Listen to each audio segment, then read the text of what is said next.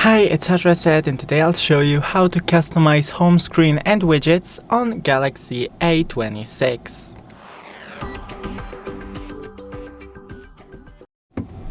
So first, go into the settings, and right here we have wallpaper and style, themes, home screen and lock screen.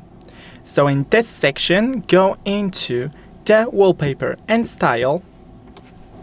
In here you can change the wallpaper and then just disable the lock screen and hit next to change only the home screen wallpaper. Also you have the color palette. In themes you can change the themes after you sign in to the Galaxy account. And in home screen you can change the app size, app labels, enable and disable also the widget labels. Change the layout and grid, and when you go into the home screen, click and hold to add widgets. Thanks for watching, don't forget to leave a like and see you in the next one.